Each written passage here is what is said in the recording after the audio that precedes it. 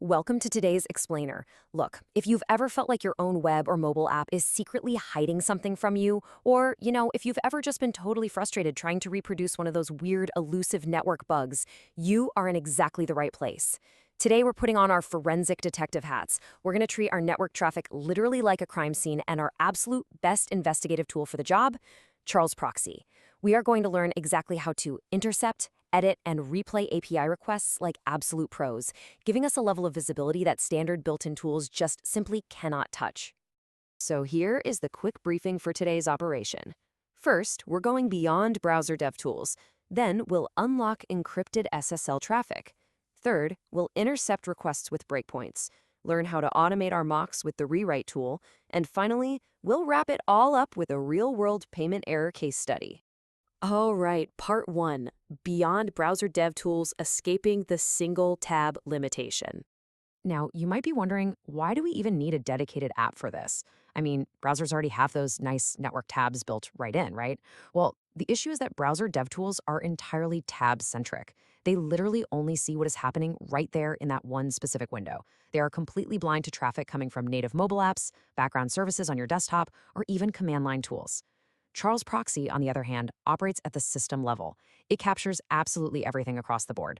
So if you want to do some true evidence-based debugging across your entire tech stack, or say an iOS simulator, Charles is basically your magnifying glass. Okay, so how does it actually pull this off? It acts as what we call a man-in-the-middle, or MITM proxy. Basically, Charles spins up a local server right there on your machine, usually on port 8888. Then you configure your system or your phone to route all its internet traffic directly through that specific port first. Before your data ever reaches the actual remote server, and before the server's response ever makes it back to your screen, it hits Charles.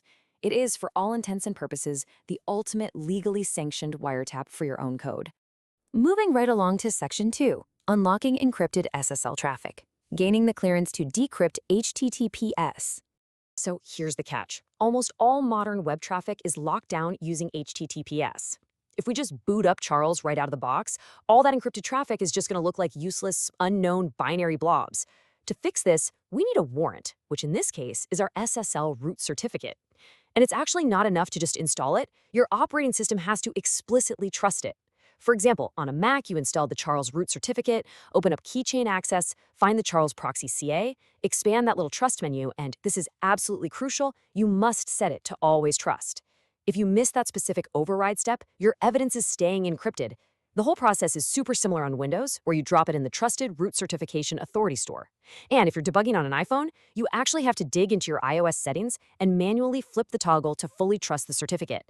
But wait, once we have that trusted badge, we don't want to just go tapping every single phone line in the city all at once. That would create way too much noise. You need to specifically target the exact domains you want to decrypt. The absolute easiest way to do this is to just find the domain over in your Charles tree view, right-click the host name, and hit Enable SSL Proxying. From that exact moment on, that secure HTTPS padlock is completely bypassed locally, and you can freely read the headers, the cookies, and those sweet JSON payloads in plain unencrypted text.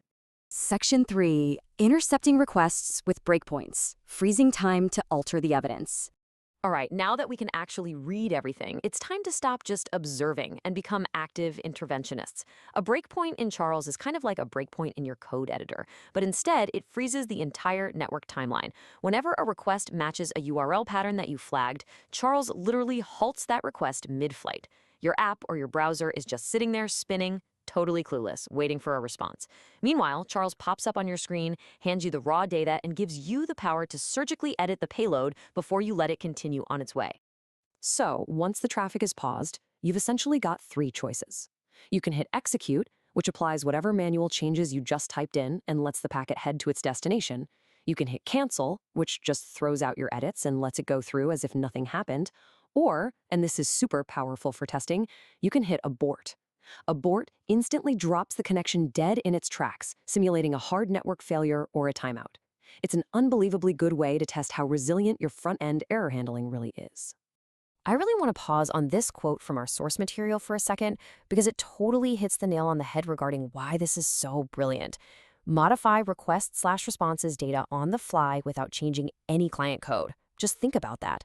Let's say you want to see what happens to your mobile app's UI if a user has a negative account balance. You don't need to go mock up a fake test user in your database. No way.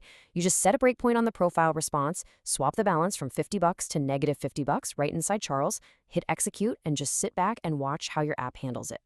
Which brings us to section 4, automating mocks with rewrite, falsifying the server record automatically. Okay, so manual breakpoints are incredibly cool, but let's be real, if you need to do something persistently, doing it by hand every single time is way too slow. That is exactly where the rewrite tool comes in. Think of it as your automated falsification engine. You just configure it once, and Charles applies your rules instantly to every single matching request behind the scenes. You can dynamically inject HTTP headers, like forcing a no cache header so you always get fresh data. You can redirect API calls seamlessly from a production server right over to your local staging environment. You can even use regular expressions to find and replace specific text buried deep inside the response bodies. It's wild. To put that into perspective, imagine this split-screen scenario. In reality, the server is just returning its standard, boring default payload, but Charles intercepts it, and because we set up a rewrite rule, it automatically searches that JSON and injects a brand new line, beta, true. Your front end gets this modified version and instantly unlocks hidden UI features that it thinks the server told it to display. Rewrite completely decouples your front end testing from actual back-end reality, which lets you work incredibly fast. All right, section 5, case study payment error, cracking the case with status code manipulation.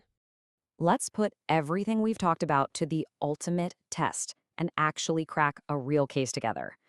Let's say customer support reaches out and reports that when a user's credit card requires secondary validation, our app is completely crashing instead of showing a nice, helpful error message. But the back-end engineers are swearing up and down that everything looks perfectly fine on their end. So we're going to force our front end to experience this failure. For our sting operation, we'll use a staging REST API like http-bin.org. Our primary goal? Reproduce this super elusive bug by intercepting a perfectly valid successful response and forcing it into a specific failure state. And to pull this off, we don't have to touch a single line of backend code. We just pop open the Charles rewrite tool, we create a rule that targets our specific payment endpoint, and we literally just tell Charles, hey, whenever the server responds with a successful 200 OK status code, I want you to intercept that and immediately override it with a 402 payment required error. So here is how it plays out. We hit the pay button in our app, the backend successfully processes it, and it returns a 200 OK. But Charles steps right in, swaps that 200 for a 402, and passes the error down to the front end. And boom, the app crashes exactly like the user reported. We've completely captured the exact state of the failure. We can even export the Charles session log with just one click and hand the developers undeniable forensic proof of the bug, case closed. By setting up SSL proxying, utilizing breakpoints, and automating the whole shebang with rewrite rules, we completely bypass the backend entirely to solve a front-end mystery. Charles Proxy really does give you absolute authority over the data flowing in and out of your applications, which leaves us with one final, pretty provocative question for you as you boot up your own investigative sessions today. What else is your app hiding in the network layer?